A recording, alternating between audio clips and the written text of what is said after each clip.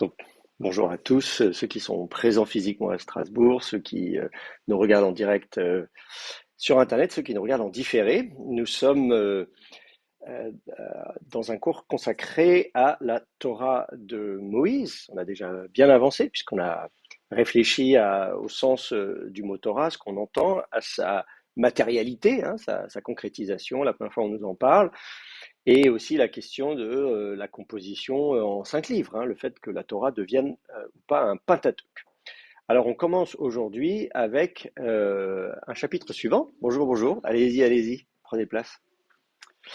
Euh, on attaque aujourd'hui. Alors, est-ce qu'il y a des questions sur ce qu'on a vu la dernière fois déjà, avant que j'attaque le chapitre suivant? Non, c'est bon? Pas hésiter, hein, je suis là pour ça. Ouais, mais c'est bien, vous pouvez respirer, sortir vos affaires. Bon, ok. Voilà, donc ce que je disais, c'est donc on arrive à la conclusion de notre enquête sur la question de savoir, en disant que c'est difficile de savoir à quel moment les 5 livres ont été regroupés ensemble, même à savoir est-ce que chacun de ces 5 livres a une histoire individuelle, c'est-à-dire est-ce qu'on a écrit un livre en disant ça c'est un livre qui doit circuler tout seul, ou bien est-ce que dès le départ ce livre était conçu comme étant une partie d'un tout. Voilà, donc ça c'est des questions auxquelles il est difficile de répondre à ce stade. On a vu la documentation manuscrite. Et on a vu les attestations dans l'Antiquité. Et donc voilà, c'est à peu près tout ce qu'on peut dire à ce stade. On va aller un peu plus loin. Oui. Oui, du coup, moi, c'est juste pour être sûr, lorsqu'on a regardé dans Qumran, euh, on est bien d'accord qu'on est incertain du fait que ce soit 5 ou pas, ou alors on peut avoir une forme de certitude en lien. Voilà, donc la question c'est les maîtries de Qumran, est-ce qu'on peut avoir une certitude ou pas? Alors ce que j'ai dit, c'est que en fait à Qumran, d'abord le mot Pentateuque n'apparaît pas. On a discuté en hébreu cette expression du cinquième, un cinquième de, et je vous ai montré qu'il y a un petit fragment où il y a le mot cinquième. Et donc on se dit bon, mais d'accord, qu'est-ce qui est en 5 parties? Est-ce que c'est effectivement la Torah de Moïse? Est-ce que c'est les psaumes? Est-ce que c'est le livre d'Enoch, etc., etc. Donc malheureusement, on a le mot cinquième pourrait apparaître à Qumran mais hors contexte. Donc ça pourrait être aussi le cinquième de n'importe quoi, hein. On peut dire on va partager le cinquième des biens d'un père entre ses enfants, hein, l'héritage, enfin, j'en sais rien, ça peut être tout autre chose. Donc malheureusement on n'a pas ça. Et ensuite pour ce qui est et puis voilà, donc on n'a pas de mention, de discussion de la Torah comme étant composée de 5 parties. Et ensuite matériellement, on a quand même d'abord, la plupart des manuscrits sont copiés individuellement, c'est-à-dire que vous avez un rouleau de la Genèse, un rouleau du Deutéronome, etc. Donc, il n'y a pas matériellement, il n'y a pas de Pentateuque au niveau physique, au niveau matériel, mais j'ai quand même relevé qu'on a un ou deux manuscrits ou quelques manuscrits où on a l'impression que des livres sont copiés les uns derrière les autres. On a la fin de la Genèse, puis une ligne blanche, une ligne vierge, puis l'Exode. Voilà. Donc, mais même là, bon, c'est des fragments, c'est un peu endommagé, etc. Donc, on semble avoir l'idée que oui, ces livres vont ensemble et qu'après la Genèse, il y a l'Exode, etc. Donc, voilà. Donc, il y a des indices qui semblent indiquer qu'effectivement, il y a bien un Pentateuque à Qumran, mais c'est pas tout à fait évident. Cela dit, comme je disais, vous avez malgré tout Flavius Joseph, hein, donc pour lui c'est très clair, et Philon. Je vous ai cité Philon d'Alexandrie et Flavius Joseph, qui eux tous les deux parlent clairement de 5 livres de Moïse. Bon, voilà.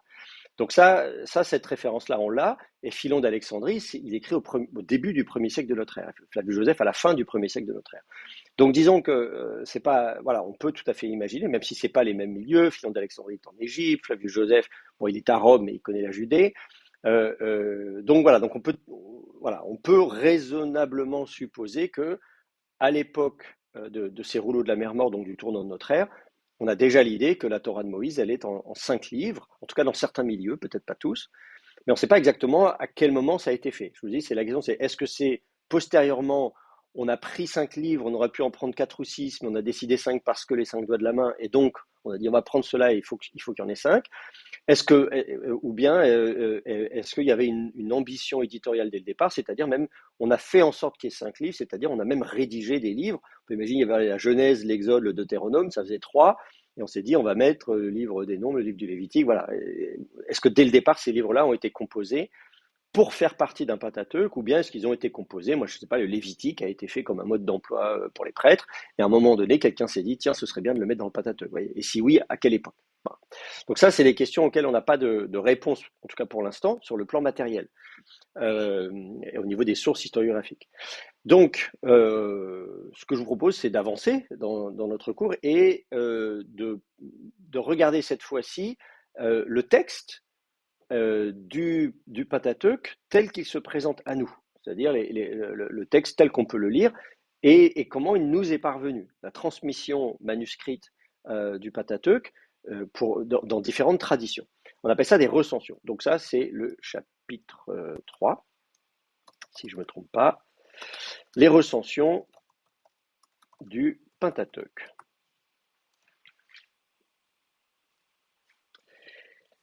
Les recensions du Pentateuque. Alors, il y en a trois, hein, concrètement, trois grandes recensions. La première recension, c'est le texte massorétique. Donc ça, vous connaissez bien, vous avez appris l'hébreu, et donc vous avez appris l'hébreu massorétique, en l'occurrence. Alors, rentrons un petit peu dans le détail sur ce texte massorétique. D'abord, dire que le mot massorétique en français vient du terme massorette en hébreu. Est-ce que vous savez ce que ça veut dire, massorette en hébreu?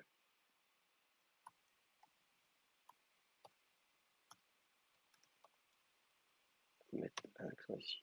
Massorette en hébreu. Non, ça vous dit quelque chose? Alors, ça veut dire transmission. D'accord? Donc, massorette, c'est un mot féminin, hein. Massorette, c'est un nom féminin qui veut dire transmission. Donc, le texte massorétique, c'est le texte de la transmission. Alors, la transmission, ça veut dire quoi? Bah, évidemment, il nous a été transmis. S'il n'avait pas été transmis, on ne l'aurait pas. Donc, si on l'a, c'est bien qu'il y a quelqu'un qui l'a transmis, il y a bien eu une transmission. Alors, évidemment, ça, c'est un terme hébreu dans le judaïsme rabbinique qui va effectivement parler de la transmission ou même de la tradition. On pourrait traduire c'est la tradition, c'est-à-dire la transmission, la tradition. L'idée étant de dire nous n'avons pas inventé quelque chose, on a transmis quelque chose qui était préexistant. C'est ça l'idée de transmettre. Je n'ai pas inventé le truc, je transmets. Il y a un autre terme issu de la même racine, un autre terme technique en hébreu, c'est le terme massora. Le terme massora, on va mettre avec une mère de lecture Vav, tant qu'à faire, pas obligatoire, mais c'est toujours sympa. Ça, c'est un autre terme technique, la massora, quand vous avez fait l'hébreu massorétique, on vous a présenté le texte massorétique un peu plus, avec les marges, etc. Bon. La massora, ou la massore en français, c'est l'ensemble des notes marginales. D'accord? Là encore, massora et massorette, a priori, c'est à peu près le même terme, hein. Massorette, c'est un ségolé féminin, massora, c'est le même terme, mais pas ségolé. Donc on pourrait dire que c'est schtroumpf vert et vert schtroumpf. Mais en fait, donc massorette, c'est la transmission elle-même, et la massora, d'un point de vue technique, c'est la transmission, c'est-à-dire, en fait, c'est les notes marginales.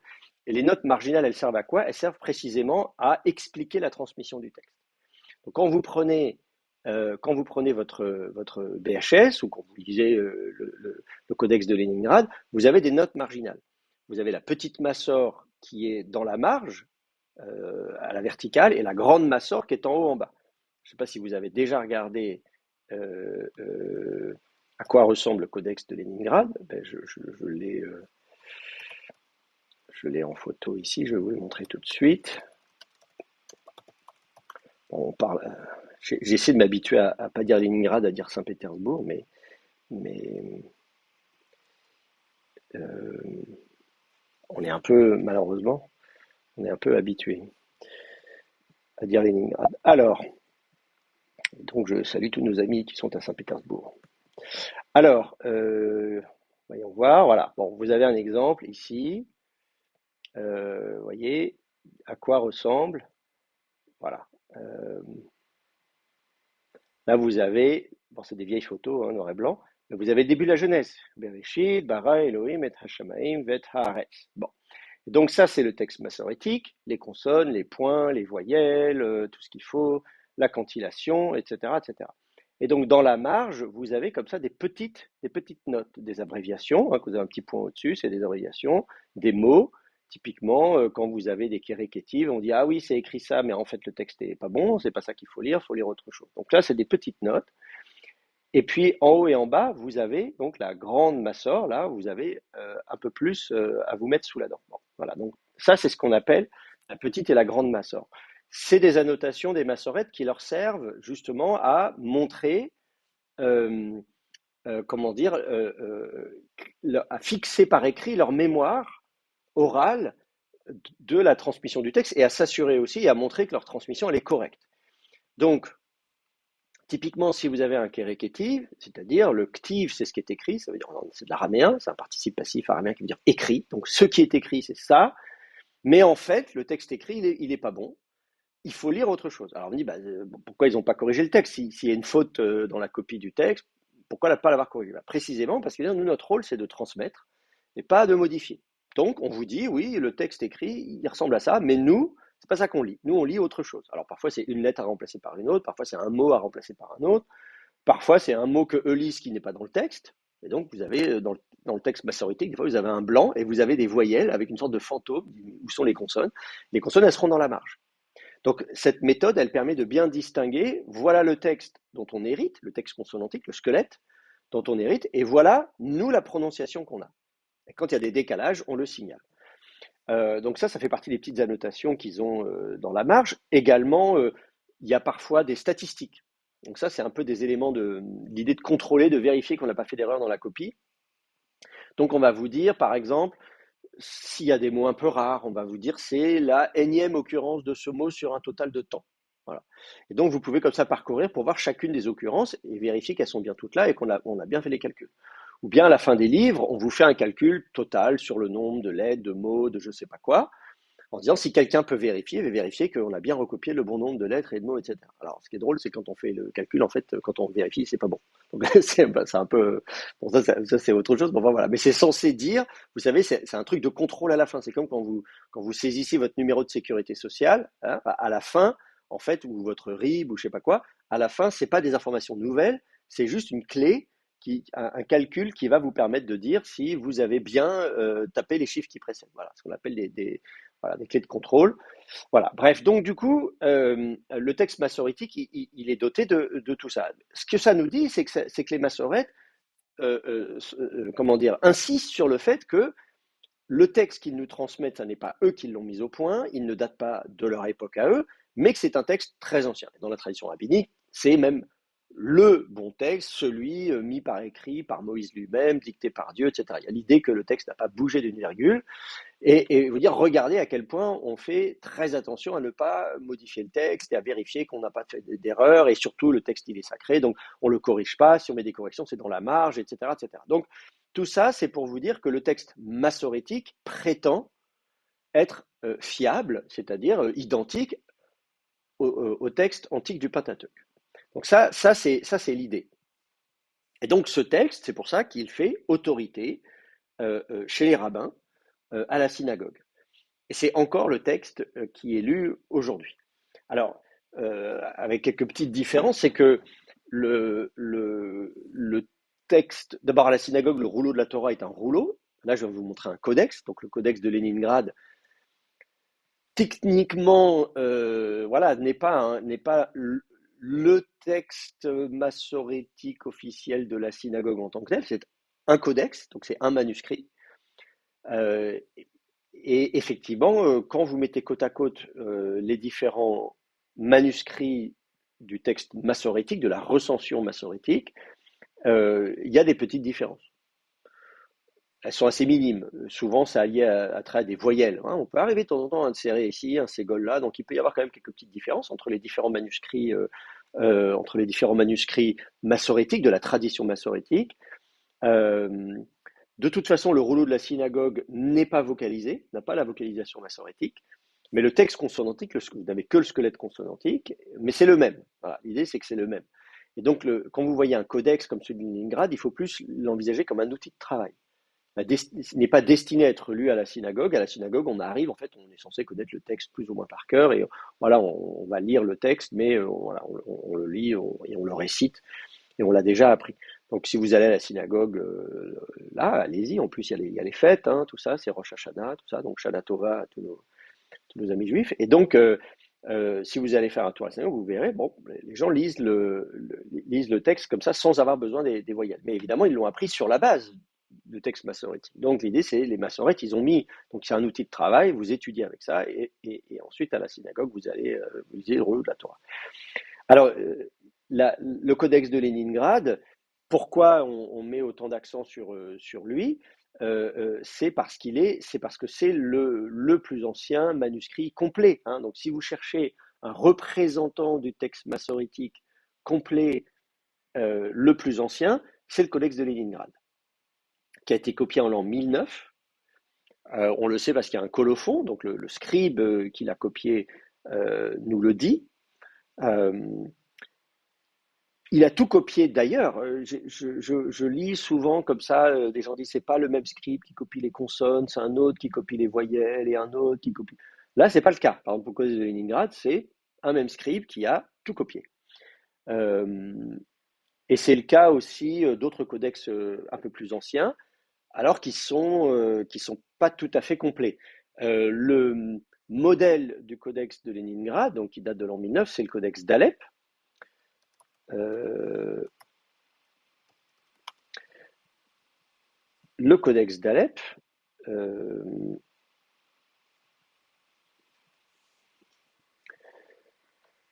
le codex de Leningrad a été copié à Fustat au Vieux-Caire. Il est à Saint-Pétersbourg aujourd'hui. Il avait été acheté par un collectionneur. Il avait été acheté par un collectionneur, c'était Firkovitch, je crois. Et donc, il s'est retrouvé là-bas à Saint-Pétersbourg, mais il n'a pas été copié là-bas. Le codex d'Alep donc le codex de Leningrad est à Saint-Pétersbourg. Le codex d'Alep est à Jérusalem. Le codex d'Alep est plus ancien que le codex de Leningrad.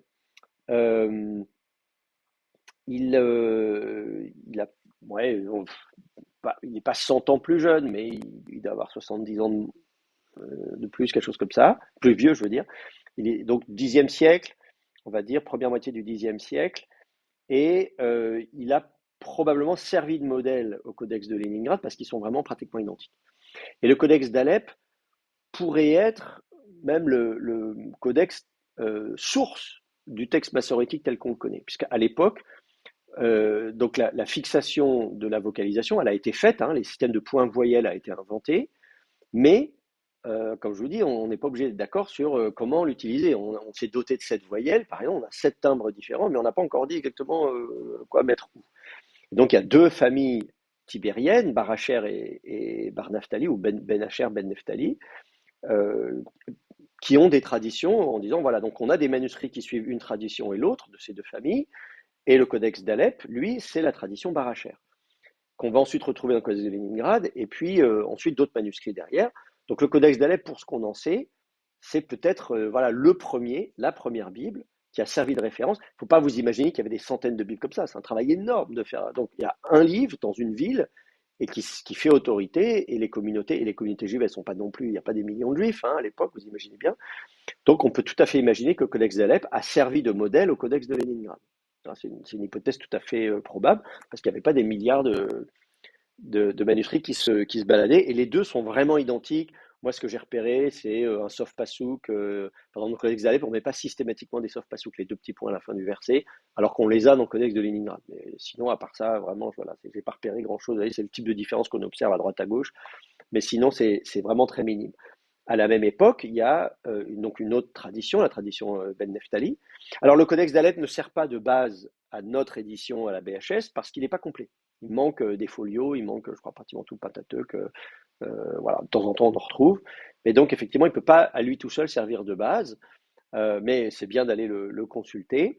Il y avait un site internet jusqu'à il y a quelques années consacré au codex d'Alep, mais il est plus en ligne maintenant.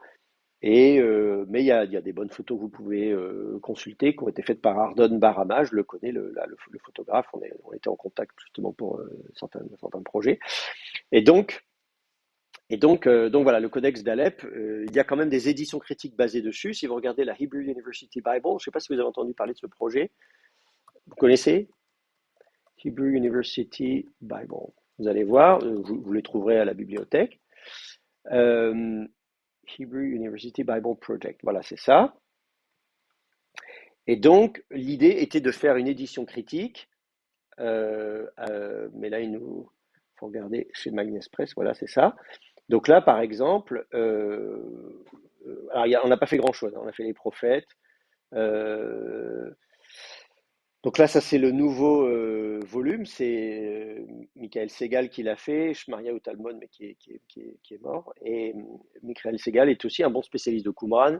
Il était le doyen de la fac d'études bibliques à l'université hébraïque et maintenant il est doyen de toutes les humanités. Donc il n'a plus beaucoup de temps, le pauvre de. Enfin, c'est un gars très sympa. Et donc, je voulais vous montrer à quoi ça ressemblait. Non, on ne montre pas de photos. Bon, tant pis. Je vais vous montrer. Il y a un bel appareil critique. Peut-être si je mets des images. Bon, sinon vous irez voir, ou peut-être moi j'ai ça dans mon ordinateur quelque part. Euh, oui. Est-ce que c'est le document du coup qui sort un livre par chapitre avec la pratique à chaque fois, etc. Alors voilà, c'est effectivement ça sort par fascicule. Voilà, c'est ça. Ils ont sorti des fascicules. Donc malheureusement, bon non, j'ai peux pas vous montrer à quoi ça ressemble, mais vous verrez. Donc ils ont fait Isaïe, je crois qu'ils ont fait les trois grands prophètes. Voilà. Donc si vous travaillez sur un des livres, sur un livre où il y a déjà un fascicule, c'est très bien. Bah, sinon, tant pis. C'est comme la BHQ hein, qui sort en ce moment en fascicule. Voilà. Donc ça, c'était leur projet. Alors la caractéristique de ce projet-là de Hebrew University Bible, c'était justement de se baser sur le Codex d'Alep. C'est-à-dire, nous, notre texte principal, c'est le Codex d'Alep. Et en apparat critique, on met des variantes avec d'autres manuscrits. Il y a plusieurs apparats critiques en plus, donc il est vraiment très complet. Voilà, donc si vous utilisez les fascicules de Hebrew University Bible, donc vous, le codex de base sera donc, non pas, donc il y a le codex de, comme je disais, codex de Leningrad, il y a le codex d'Alep, donc ça c'est pour la recension massorétique. Alors il y a un autre codex, alors je vous dis, il y a d'autres familles, il y a la famille Ben Neftali, etc., et il y a des textes non alignés, c'est assez intéressant, il y a des manuscrits bibliques de cette époque-là, qui ne sont pas complets, euh, euh, et qui présentent parfois des variantes intéressantes. C'est le cas d'un codex qui a fait parler de lui récemment, le codex Sassoon, parce qu'il a été vendu aux enchères l'année dernière, ou même cette année. Euh, Codex Sassoon tout court, hein, le codex Sassoon a été mis aux enchères. Il a été acheté par un musée. Euh, euh, Normalement, j'avais été interviewé à l'occasion de la vente aux enchères. Je ne sais plus si c'était cette année ou l'année dernière. C'était l'année dernière, je crois. Bon, et qui s'est vendu à combien finalement? Euh, Qu'est-ce qu'on nous dit? Je ne sais plus 30. Combien? Mince. Bah, ça marche pas. Je sais pas pourquoi j'ai des problèmes d'affichage. Bon, enfin, c'est pas grave. En tout cas, elle s'est vendu très cher. Bah, mince. Donc, on nous dit à 38,1 millions de dollars. Vous voyez, donc ça, c'est quand même, euh, c'est quand même assez cher, hein. Donc, et donc finalement, il est au musée à l'université de Tel Aviv. Donc là, voilà, vous voyez à quoi il ressemble. Après, la disposition, vous retrouvez hein, les trois colonnes, la Massor, etc. La différence, c'est que là, il y a des variantes qui fait que ce codex n'est pas aligné ni sur la recension Baracher ou Bar Naftali. Donc il y a des choses intéressantes dedans. Moi, je le trouve intéressant. Il y a des gens, justement, qui ne s'intéressent pas en disant, ah oui, il y a des erreurs. Mais sauf, bon, qui dit que c'est une erreur? Vous voyez, c'est très subjectif de dire qu'il y a des erreurs, des variantes. Donc, il y a des différences sont intéressantes. Il lui manque quelques folios aussi, malheureusement, il est pas complet. Sinon, il est plutôt de la même époque que le codex d'Alep. Donc, il est plus ancien que le codex de Leningrad. Donc, il n'a pas détrôné le codex de Leningrad, qui reste le manuscrit complet le plus ancien. Mais en tout cas, voilà, il y a des variantes intéressantes. En principe, vous devriez voir ces variantes. Je pense que la BHQ est plus complète que la BHS, hein. L'apparat critique de la BHS était quand même très réduit, il manquait beaucoup de choses. L'apparat critique de la BHQ se veut plus complet, et donc on peut espérer que s'il y a des variantes intéressantes, elles soient signalées dans la paracritique de la BHQ. Alors c'est pareil, la BHQ, elle sort par fascicule, donc il va falloir pas mal de temps avant que le projet aboutisse. Donc ça, voilà, ça c'est pour les manuscrits les plus complets et les plus anciens. Vous voyez que c'est quand même tardif, mine de rien, même si Codex Sassoon, on peut le dater du début du Xe siècle, voire fin 9e, je crois qu'ils ont fait du carbone 14, mais carbone 14, de toute façon, il y a toujours une plage, une fourchette. Donc bon. Enfin, en tout cas, de cette époque-là, on reste quand même 1000 ans après Jésus-Christ, on reste 2000 ans après David, 3000 ans après Moïse. Bon, enfin, j'exagère, après Abraham, je veux dire. Je veux dire, donc voilà, donc 4000 ans après Abraham, non, pardon, donc voilà, qu'est-ce que je dis? Non, c'est ça, 3000 ans après Abraham, bref, enfin c'est très tardif en tout cas, voilà. Donc voilà, c'est juste pour vous dire que par rapport aux dates de la narration biblique, etc., voilà, c'est difficile d'emblée comme ça de dire ce texte est alors qu'on a des manuscrits très tardifs, c'est lui qui a le bon, le vrai texte, le texte fiable, tel qu'il a été transmis avant notre ère. Donc ça, il faudra le confronter justement. Alors, entre-temps, on a fait des découvertes de manuscrits de la mer Morte qui nous permettent d'y voir un peu plus clair. Mais disons, voilà, pendant longtemps, on avait cette idée que voilà, c'est lui, c'est le bon texte, et les autres recensions étaient assez méprisées. Alors, les autres recensions, justement, parlons-en. Donc, on a vu le texte massorétique. Il y a des questions sur le texte massorétique avant que je continue, en fait? Non? Des remarques? Non? Tout va bien? Bon. Oui. Oui, aussi, question, cette fixation du texte, cette réalisation du texte, on ne modifie plus, même si on voit qu'il y a des erreurs dedans. On ne peut pas remonter plus loin que le Moyen Âge. Oui, oui, effectivement. Donc la question qui est posée, c'est de savoir cette fixation du texte, cette sacralisation du texte. On dit voilà, on le touche plus. Est-ce qu'on peut remonter avant le Moyen Âge? C'est difficile. Effectivement, dans l'état actuel de la documentation, on n'a rien. euh, voilà, on n'a rien plus ancien que ça. Alors, je peux anticiper un peu sur ce que je peux dire sur les manuscrits de la Mer Morte, c'est que les manuscrits les plus tardifs de la Mer Morte, ceux qui ont été trouvés dans le Wadi Mourabat, etc., qui sont plutôt associés donc à la révolte de Bar Korva des années 130, ceux-là ont un texte consonantique qui est euh, identique, virtuellement identique à celui du texte massorétique. Donc ça veut dire quand même que le texte semble avoir été fixé peut-être au début du IIe siècle. Voilà. Alors évidemment, il y a la tradition juive qui nous dit, bah, c'est Yavné, le concile de Yavné, après la destruction du temple en 70, en 90, après Jésus-Christ, il y a eu les rabbins ont décidé, ils ont fixé le texte, donc la tradition juive nous dit que ça a été fait à ce moment-là. Mais ça, c'est ce qu'on nous raconte bien après. Cela dit, voilà, on peut quand même se dire que dans certains milieux, le texte semble avoir été fixé. Il y a même d'autres indices dans le texte massorétique qui pourraient faire penser que le texte, en tout cas pour certains livres, est encore plus ancien que ça. Je vous donne un petit détail, c'est le pronom personnel troisième féminin singulier. Donc en hébreu, le troisième masculin singulier c'est hu, troisième féminin singulier c'est hi. Bon, hu ça s'écrit he vav aleph, hi ça s'écrit he yod aleph. Sauf que dans le texte massorétique, même le troisième féminin singulier s'écrit he vav aleph, avec une mère de lecture chirek, avec une mère de lecture vav, mais un chirek. Donc vous voyez ce que je veux dire. Donc je vais le noter, je crois que je vais le noter là dans un coin. Donc vous avez donc hu en hébreu, que vous vocalisez comme ça, voilà, et vous avez hi normalement, qui doit être vocalisé comme ça. Sauf que là, on a hi comme ça. Alors, ce qui n'a aucun sens, évidemment, le vav n'est pas une mère de lecture pour un i, et donc on se dit, mais pourquoi écrire le troisième féminin singulier comme ça? On a une explication linguistique, mais qui suppose de remonter assez loin dans le temps. C'est-à-dire que quand vous avez who, en fait, on estime que ça dérive de huwa, d'une forme huwa. Alors, il faut que je mette que j'écrive comme ça. Voilà. Ça dérive d'une forme huwa, en proto-sémitique. Et de huwa, le wa à la fin est tombé, et ça fait hu. Voilà. Donc, on fait tomber la fin. Dans beaucoup de langues, on fait tomber la fin. En français aussi, on fait tomber la fin des mots.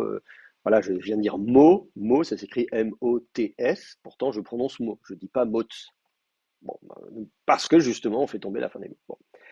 Mais on garde quand même, vous voyez, dans la graphie, on a gardé He, Vav, Aleph. On a gardé quand même l'écriture. Bon. Et donc, pour le féminin, on dit que la forme primitive, c'est Hiwa. Mince, pourquoi il m'a... Attendez, toujours des problèmes avec l'ordre des mots. Hiwa, que c'est ça en fait la forme primitive. Huwa, Hiwa. Et que de la même manière, la fin du mot est tombée. Comme de Huwa, on est passé à Hu. De Hiwa, on est passé à Hi. Mais on garde une orthographe historique quand même, avec le Vav, etc. etc. Bon.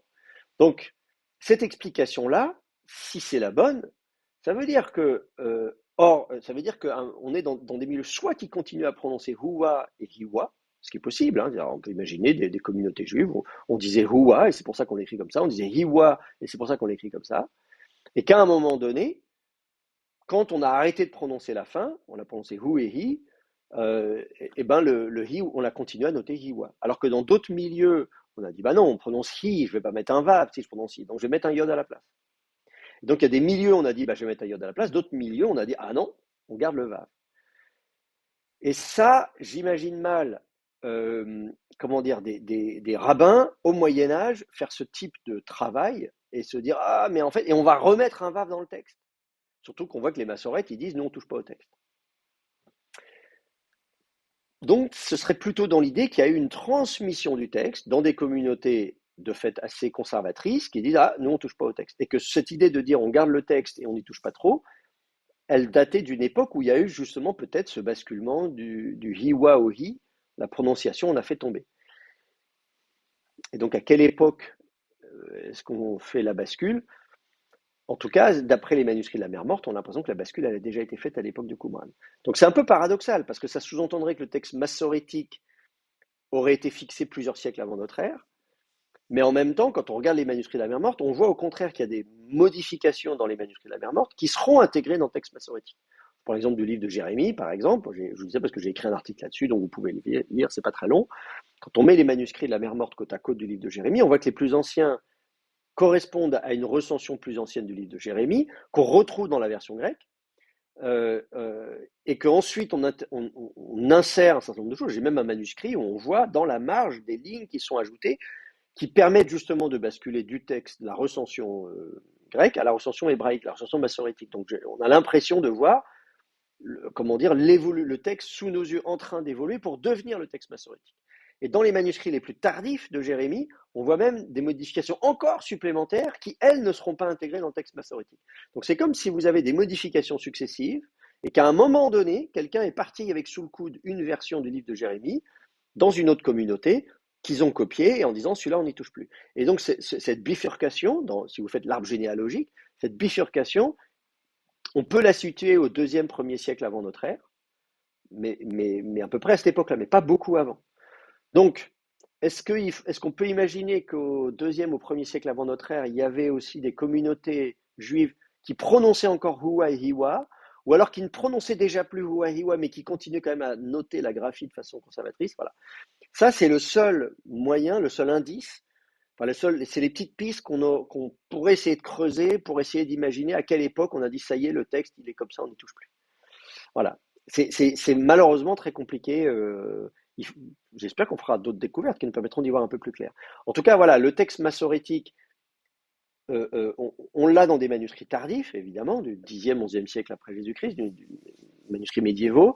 On sait qu'à cette époque-là, déjà, depuis longtemps, le texte, on n'y touche plus. Probablement, on peut remonter au 2e siècle après Jésus-Christ. Ça, je pense que c'est pas absurde de dire qu'au 2e siècle après Jésus-Christ, d'après la documentation manuscrite qu'on a, le texte semble figé. Est-ce qu'on peut remonter avant, 1er siècle après ou avant Jésus-Christ, 2e siècle avant Jésus-Christ? Je suis pas sûr. Peut-être, mais en tout cas pas beaucoup avant.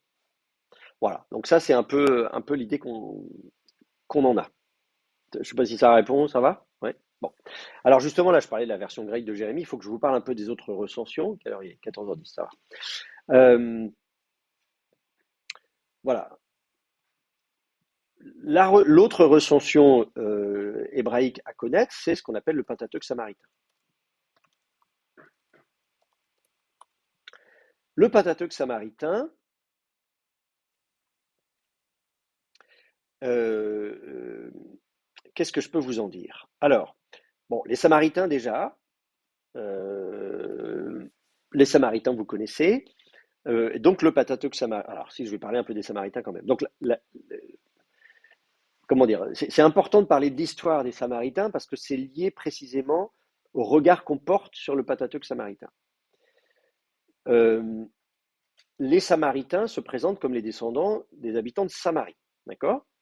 Donc la Samarie, d'abord c'est une ville, la ville de Samarie, c'est la capitale du royaume d'Israël. Donc ça, vous le lisez dans la Bible, on vous explique que c'est Omri, le roi Omri, qui a établi la Samarie. Donc vous avez ça dans 1 roi 16-24. Je peux vous le montrer à l'écran. Si vous regardez 1 roi 16-24, donc on nous parle d'Omri, la dynastie, donc c'est une nouvelle dynastie, hein, il y a 4 rois omrides. Donc on nous dit au verset 23, la 31e année du règne d'Assa, roi de Juda, Omri devint roi sur Israël pour 12 ans, il régna 6 ans à Tirtsa, puis il acheta à Shemer pour 2 talents d'argent la montagne de Samarie. Il fortifia la montagne et appela la ville qu'il avait bâtie Samarie, d'après le nom de Shemer, le maître de la montagne. Donc voilà, vous avez ici, et là vous avez le terme en hébreu, c'est Shomron, d'accord? Donc on nous dit, Vayiken et Hahar Shomron. Donc il acheta la montagne de Shomron, mais et Shemer, de Shemer. Donc il y a évidemment un jeu de mots. Shomron, la montagne de Shomron, vous reconnaissez la racine Shin Mem Resh, hein, du verbe garder en hébreu, Shamar, avec une finale on. La finale on, c'est une post-formante pour faire, on fait des noms, vous voyez, comme Shimshon qui vient de Shemesh. Hein, vous voyez ce que je veux dire? Vous faites une finale on comme un on, d'ailleurs en français, hein, un oisillon, oiseau, oisillon, on fait un petit on à la fin. Bon, ben voilà, donc en hébreu, on fait pareil, on met des on à la fin. Mais et Shemer, donc un gars qui s'appelle Shemer, là encore la même racine. Euh, euh, et ensuite, et puis bon, on nous dit il l'achète, hein, bien sûr, hein, Rikaraïm, Kesef, donc voilà, quand même, il l'achète pour 2 talents d'argent. Et on nous dit, Vayivan et Hahar, il bâtit la montagne. Alors, bâtit la montagne, c'est-à-dire, il a évidemment bâtir, c'est pas lui qui a fait une montagne, mais quand on dit bâtir, c'est sur la montagne. Il a aménagé la montagne, on pourrait dire, en tout cas. Vayikra et Shem Haïr, et il appela le nom de la ville, Asher Bana, qu'il avait bâti, Al Shem, Shemer, donc sur le nom de Shemer, donc d'après le nom de Shemer, a donné Hahar, donc le propriétaire de la montagne, Shomron. Voilà. Et donc voilà, euh, voilà, nous dit-on comment Samarie est devenue une ville et comment c'est devenu même la capitale du royaume d'Israël. Alors, euh, évidemment, on n'est pas obligé de prendre tout pour argent comptant. En particulier, dans la Bible, on aime bien raconter des histoires sur est-ce que vous savez comment, voilà, pourquoi Strasbourg s'appelle Strasbourg, pourquoi Grenoble s'appelle Grenoble, pourquoi, etc., etc. Et parfois, on fait des étymologies populaires. Dans la Bible, vous avez ça aussi. Hein, vous avez des remotivations. Euh, Par exemple, Grenoble, la ville de Grenoble, a été renommée pendant la Révolution française Grelibre. Voilà.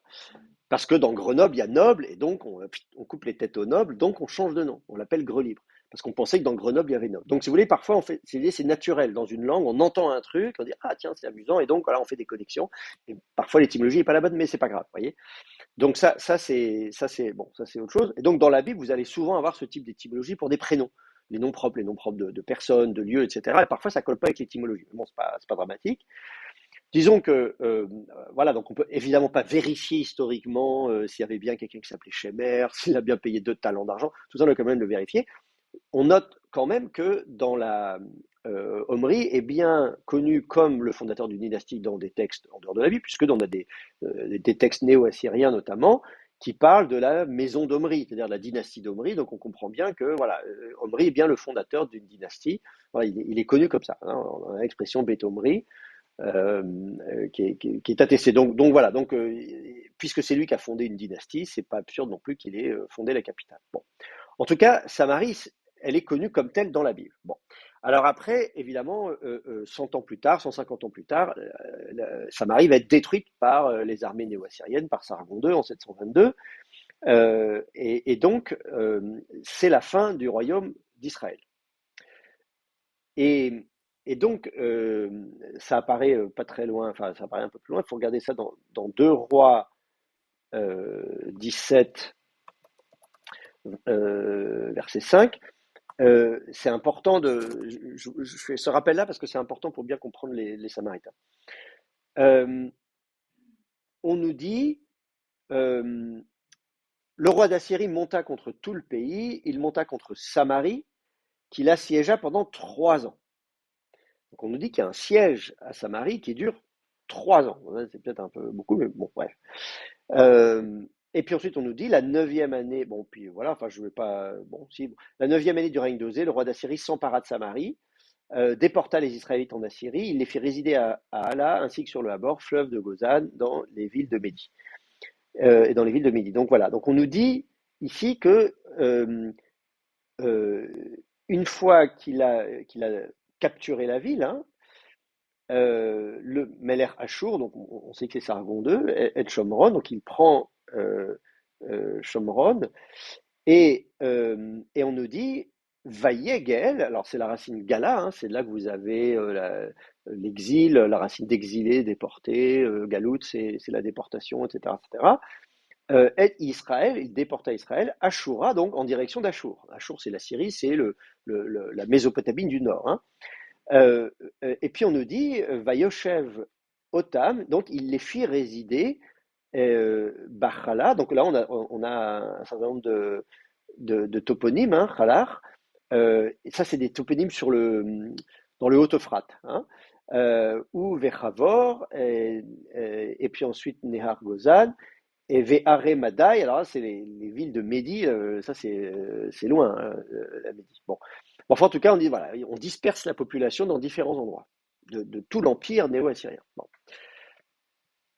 Et ensuite, le texte nous explique, ce qui est intéressant, les versets suivants sont importants parce qu'il nous explique pourquoi. On nous dit, cela est arrivé parce que les fils d'Israël ont péché contre le Seigneur leur Dieu, lui qui les avait fait monter du pays d'Égypte, les soustrayant à la main du Pharaon, roi d'Égypte, et parce qu'ils ont craint d'autres dieux. Voilà, donc on nous explique que pourquoi c'est arrivé, parce que c'est quand même un peu un choc de dire mince, mais Dieu ne nous a pas protégés, on se retrouve complètement dispersés partout, mais oui, mais c'est parce qu'on a désobéi. Voilà, et notamment, ils ont servi d'autres dieux, ils ont été infidèles.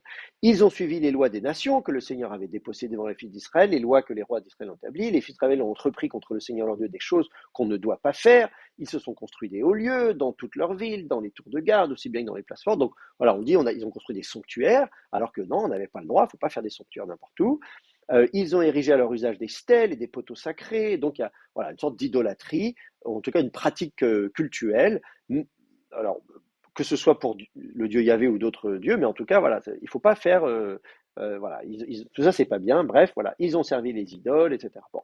Donc, le chapitre prend du temps. Hein, vous voyez, on continue, ils n'ont pas écouté, le Seigneur les a prévenus, il a envoyé des prophètes, mais ils ont rejeté, etc. etc. Voilà. Donc, et on nous dit tout, c'est assez, c'est à charge, hein, vraiment. Hein, ils ont servi le Baal, ils ont fait passer par le feu leurs fils et leurs filles, ils ont consulté les oracles, pratiqué la divination. Alors, l'auteur se sent obligé de justifier, parce que c'est quand même dramatique ce qui est arrivé. Et donc, si vous voulez, hein, quand on a un choc pareil, et ben voilà, pour convaincre les gens que c'est pas la faute de Dieu, voilà, là on sent qu'il est obligé. Il aurait pu mettre une phrase en disant ça leur est arrivé parce qu'ils étaient infidèles. Point barre. Mais non, non, non, on va vraiment faire. Et puis évidemment derrière il y a l'idée de dire gare à vous, si vous faites pareil, ça va vous arriver à vous aussi. Donc évidemment un avertissement. Alors là où ça m'intéresse, il faut aller un peu plus loin. Et qu'est-ce qui se passe? Donc on dit, voilà, Israël fut déporté loin de sa terre en Assyrie jusqu'à ce jour. Voilà, donc ça c'est la fin du verset 23. Et on nous dit, va yigal Israël me'al admato. Donc il déporta Israël de sur sa terre, Ashura en direction de la Syrie, ad hayomazé jusqu'à ce jour. Donc au moment où l'auteur écrit ce texte, l'auteur, le rédacteur là, de ce passage du livre des rois, qui à l'époque peut-être en tout cas, le deuxième livre des rois, il va jusqu'à l'invasion des Babyloniens au VIe siècle. Donc voilà, on sait que le livre des rois, il a une perspective au moins après, au moins au VIe siècle, on va dire, quand le royaume de Juda lui-même a été déporté. Voilà, donc ça ne peut pas être avant, ça peut être un peu après, mais en tout cas, du point de vue de l'auteur, on explique bien que c'est, voilà, que à ce jour encore, ils sont plus là, les Israélites. Donc on est d'accord, ils ont été déportés, ils sont partis, ils sont plus là. Donc, ceux qui sont là, ce n'est pas des Israélites. Et on insiste là-dessus, c'est ce qu'on lit au verset 24. le roi d'Assyrie fit venir des gens de Babylone, de Kout, de Hawa, de Hamad, de Sepharvaïm, etc., les établit dans les villes de Samarie à la place des fils d'Israël. Ils prirent possession de la Samarie et en habitèrent les villes. Donc là, on nous explique que, voilà, sur place, la nature a horreur du vide, et donc à la place des populations israélites, on a mis tout un tas d'autres populations qui venaient de Babylonie, donc qui ne sont pas des Israélites. Et bien sûr, on nous explique ensuite que ces gens-là arrivent dans une terre qu'ils ne connaissent pas, ils sont eux-mêmes déportés de leur terre pour venir là, donc c'est vraiment, on mélange tout, quoi. Hein. Et on nous dit, au début de leur installation en ce lieu, comme ils ne craignaient pas le Seigneur envoya contre eux des lions qui les tuaient. Donc le Seigneur en capital, c'est Yahvé. Hein, donc on nous explique, hein, au début de Shiftam Sham, donc de le fait d'habiter là, Lo Yahu et Adonai. Voilà, ils ne craignaient pas Yahvé. Vayeshalach Adonai Bahem et Ariot. Donc le Seigneur Yahvé envoyé sur eux les lions. Et donc, et les lions les tuaient, évidemment. Bon, alors donc, ils dirent au roi d'Assyrie, les nations que tu as déportées et établies dans les villes de Samarie ne connaissent pas la façon d'honorer le Dieu du pays. On a l'idée qu'il y a un Dieu d'un territoire. Israël, c'est le territoire de Yahvé. Les dieux, ils ont leur, voilà, le dieu Kamosh, il est du côté de Moab, la Jordanie actuelle. Voilà, le dieu Kos, c'est le dieu édomite, donc c'est Édom, c'est le sud. Voilà, donc voilà, chaque dieu a son territoire. Israël, c'est le territoire de Yahvé. Donc il y a des gens qui viennent et qui ne servent pas Yahvé comme il faut. Bon, ben voilà, on envoie sur eux les lions. Bon. Et donc ces gens-là se disent, mince, il y a un Dieu qui est fâché contre nous, qu'est-ce qu'il faut faire? Et donc on nous dit, voilà, ce Dieu a envoyé contre elle des lions, voilà que ceux-ci les font mourir car elles ne connaissent pas la façon d'honorer le Dieu du pays. Le roi d'Assyrie donna cet ordre, fait partir là-bas un des prêtres de Samarie que vous avez déporté, qu'il aille habiter là-bas et qu'il leur enseigne la façon d'honorer le Dieu du pays. L'un des prêtres qu'on avait déporté de Samarie vint donc habiter Bethel, il leur enseignait comment on devrait craindre le Seigneur. Donc là, on explique qu'il n'y a plus d'Israélites en Samarie, ce ne sont pas des Israélites, mais comme ils se font attaquer, ils veulent quand même servir Yahvé, et donc on retourne chercher un prêtre qui avait été déporté je ne sais où, hein, un prêtre israélite de Samarie, on le fait revenir. Alors il ne va pas à Samarie, il va à Bethel, et donc, mais de là, il va leur dire c'est comme ça qu'on fait le culte à Yahvé. Et donc ces gens-là se trouvent à vénérer le Dieu Yahvé alors que ce ne sont pas des Israélites. Alors bien sûr, et même ça encore, on explique que ça n'a pas bien marché, puisqu'on nous dit, en fait, chaque nation se fit son Dieu, le plaça dans les maisons, et dans les maisons des hauts lieux, les Samaritains, que les Samaritains avaient construites. Chacune des nations agit ainsi dans les villes où elle résidait. Et donc on insiste, hein, c'est Babylone, Kout, Ramat, etc., les Avites, les Servaïtes, etc., etc., etc. Bon, voilà, donc on parle des dieux, etc. Ils craignirent aussi Yahvé. Donc ça, oui, bon, d'accord, ils vénèrent d'autres dieux. Et ils se firent parmi les leurs des prêtres de haut lieu pour officier en leur nom. Voilà, donc on dit, tout en craignant le Seigneur, ils continuèrent à servir leur propre Dieu selon le rite des nations d'où on les avait déportés. Aujourd'hui encore, vous voyez, c'est ce qu'on nous dit, Ad Hayom Hazé, jusqu'à ce jour, Hem Osim, Kamishpatim, Harishonim. Ils agissent selon les rites anciens, nous dit selon les jugements, Mishpat, hein, c'est la décision de justice, hein, selon les jugements premiers, Enam Yerahu et Adonai, ils ne craignent pas Yahvé, Enam Osim, et eux ne font pas Kechukotam, selon leurs ordonnances, c'est voilà, c'est des commandements, etc., ou Chemishpatam, selon leurs jugements. Torah, et selon la Torah, et là on a le terme Torah, Mitzvah, et selon le commandement, Asher Tziva Adonai, ce que avait ordonné Yahvé, et Bnei Yaakov, au fils de Jacob, Asher Sham, qui était là, Shmo Israël, son nom est Israël. Donc, on nous dit oui, il est à Bethel. Hein, Bethel, c'est quand même le lieu voilà, ça le renvoie à Jacob. C'est pour ça qu'on parle de Jacob, hein, parce que Jacob, c'est lui, c'est le rêve de Jacob, etc. Donc c'est Bethel, donc c'est le lieu de la révélation divine. Donc le Dieu Yahvé, il est là. Donc on dit eux, ils sont d'accord, ils sont là-bas, sur la terre de révélation de Yahvé au patriarche. Alors que nous, on est à Jérusalem. Jérusalem, c'est pas avant David en fait, hein, puisque voilà, c'est David qui conquiert Jérusalem, etc. Donc Jérusalem, c'est pas le lieu le plus ancien du culte yaviste, hein, on est bien d'accord qu'il y a des cultes à Yahvé. Donc d'un côté, ceux qui sont là-bas, ils vont dire, ah ben nous, on fait les choses, voilà. Mais en même temps, on vous explique, ne vous y méprenez pas, ce ne sont pas des vrais Israélites. Les vrais Israélites, ils ont disparu depuis longtemps. Ce sont des étrangers. Et comme il y a eu des lions, des machins, ils se sont dit, bon, on va essayer de faire plaisir aux dieux. Donc, ils ont un peu établi un culte à Bethel. Mais en même temps, ils ont d'autres cultes à d'autres divinités qui sont leurs vraies divinités à eux et pas vraiment Yahvé, etc., etc. Donc, on comprend qu'il y a voilà, on comprend qu'il y a une polémique. Hein. Jusqu'à ce jour, c'est comme ça qu'ils font. Donc, l'auteur, il écrit, lui, du royaume de Juda, il dit, non mais attendez, eux, ils prétendent qu'ils ont un culte à Yahvé, ils prétendent qu'ils ont des prêtres, qu'ils ont Bethel, qu'ils ont tout ça, etc., etc. Mais ne vous y trompez pas, en fait, ils ne font pas les choses comme il faudrait le faire. Pas du tout, c'est nous qui savons faire les choses. Cette polémique, elle va perdurer au retour de l'exil à Babylone. Et ça, on le voit dans le livre de Néhémie. Donc ça, c'est la situation telle qu'elle est décrite par le livre des rois. Et le livre des rois, je vous dis au niveau de la narration, s'achève avec la déportation à Babylone, donc en 587. Et donc, quelqu'un écrit après, peut-être pendant la déportation, je ne sais pas, ça peut être après, même encore plus tard, mais en tout cas, au moins à ce moment-là, à une époque, en tout cas, où on sent qu'il y a effectivement une concurrence entre la Samarie et la Judée. Et donc, les Judaïtes insistent bien sur le fait que les Samariens, ou les Israélites en tout cas, ne sont pas justement de vrais Israélites. En tout cas, plus depuis 722. Alors, qu'est-ce qui se passe au retour? Eh bien, les choses ne s'améliorent pas. Il y a un autre passage important à comprendre. À regarder, c'est Néhémie, chapitre 3, verset 33. Le livre de Néhémie, donc, rappelez-vous, on rentre donc après la déportation à Babylone, lorsque les Perses prennent le pouvoir, eh bien, ils vont autoriser les Judéens à rentrer en Judée. Par convention, on les appelle plus des Judaïtes, mais des Judéens. Les Judaïtes, c'est le royaume de Juda, les Judéens, c'est la province de Judée à l'époque perse. Bon, ça, c'est des détails techniques. Donc, on autorise les Judéens à rentrer à Jérusalem pour rebâtir la ville, même faire un sanctuaire, etc., etc. Donc ça, c'est Néhémie, c'est le livre de Néhémie qui nous raconte tout ça. Et donc, qu'est-ce qui se passe? Évidemment, là encore, quand ils reviennent à Jérusalem, est-ce que Jérusalem a été vidée de ses habitants, il n'y a plus personne? Ben non, en fait, il y a des gens sur place.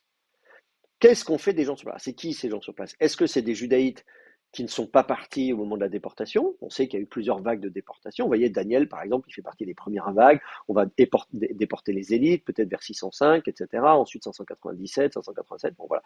Donc, on imagine que tous les 10 ans, comme ça, il y a des vagues. Mais normalement, en 587, on brûle le temple, on brûle tout. Donc, on se dit, il ne reste plus rien. En fait, évidemment, on ne peut jamais chasser totalement personne, surtout qu'on faisait dans la campagne, dans les montagnes. Il y a forcément des gens qui sont restés là-bas avec leurs troupeaux. Donc, on peut supposer une chute de population, mais il peut quand même y avoir des gens. Et puis aussi, on peut imaginer que il y a des étrangers qui sont là, qui ne sont pas des gens qui sont venus voir en disant tiens, moi je vais m'installer là puisqu'il n'y a plus personne. Et donc, regardez ce qui se passe. On nous dit lorsque Sanballat apprit que nous bâtissions la muraille, la colère le prit, il fut très irrité, il se moqua des Juifs et parla en présence de ses frères et des troupes de Samarie en disant que font ces Juifs incapables? Les laissera-t-on faire? Vont-ils offrir des sacrifices? Vont-ils terminer aujourd'hui? Feront-ils revivre des pierres tirées de tas de poussière alors qu'elles sont calcinées? Tovia l'ammonite était à côté de lui et disait aussi ils bâtissent, qu'un renard y monte, il ébréchera leur muraille de pierre. Donc, il se moque de. Bon. Et là, on se rend compte, on nous parle des Samariens ou Samaritains et des Ammonites. Et donc, les Ammonites, c'est de l'autre côté du Jourdain, du côté d'Amman. Vous voyez, la ville d'Amman, aujourd'hui, la capitale de la Jordanie, existait déjà à l'époque, et c'est de là que vient le terme Ammonite. Ammonite, c'est quelqu'un qui vient d'Amman. Voilà. Et donc, on se retrouve avec cette opposition, et là, on nous parle bien des Samaritains, ici, Vechel Shomoron, et même on nous parle d'une force samaritaine. Donc là, c'était traduit des troupes samaritaines, des forces armées, etc. Donc, manifestement, il y a des Samariens qui sont là, qui sont pas très loin, et qui vont essayer d'empêcher de rebâtir le temple. Et pour cause, à cette époque-là, il y a un temple yaviste sur le mont Garizim. Alors le temple, vous pouvez le voir encore aujourd'hui, il n'en reste pas grand-chose, il y a des ruines, puis il y a eu différentes phases d'occupation. Ce que vous voyez le mieux aujourd'hui, c'est une église byzantine, octogonale. il y a des vestiges. Ben, je ne sais pas si je peux vous montrer des photos. Euh, Peut-être quand même des photos aériennes. Ça pourrait être sympa d'avoir des photos aériennes. Bon, bon, il y a des photos aussi là. Ici, on voit un petit peu là. Vous voyez, sur cette photo-là, et même là, bah là, on voit bien. Là. Donc sur cette photo-là, vous voyez le... Oh zut. Voilà, vous voyez un petit peu ici là le plan octogonal. Voilà, ça c'est classique à l'époque byzantine d'avoir des églises octogonales. Bah, le dôme du Rocher, hein, que vous voyez à Jérusalem, est octogonal, etc., etc. Bon, vous avez la Césarée, vous avez la Katisma, etc. Enfin bref, voilà, il y a plein d'églises octogonales à l'époque, bâties par-dessus un sanctuaire. Et ce sanctuaire, alors on a fait des fouilles, je dis on, pas moi, hein, euh, qui ont révélé des vestiges au moins jusqu'à l'époque perse, avec des inscriptions, très intéressantes, des inscriptions hébraïques, qui utilisent l'alphabet paléo-hébreu, donc l'alphabet hébreu traditionnel, et des inscriptions araméennes qui utilisent l'alphabet araméen traditionnel, donc avant que les deux fusionnent, et des fois des petites confusions entre les deux.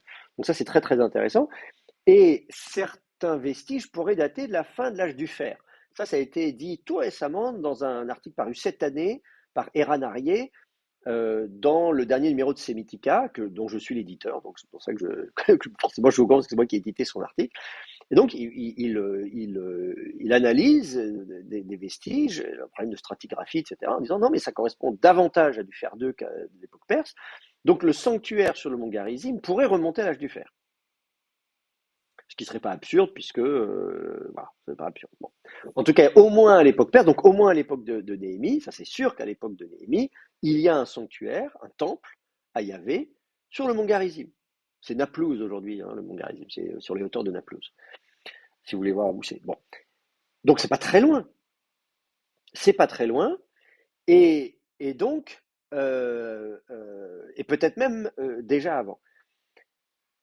Et donc, on comprend que tout le monde n'est pas forcément très ravi à l'idée qu'il y a un autre temple de Yahvé pas très loin. Si vous avez un temple à 500 km, c'est pas grave, on ne se connaît pas. Mais là, à quelques dizaines de kilomètres, voilà, voilà, c'est un peu de la provocation.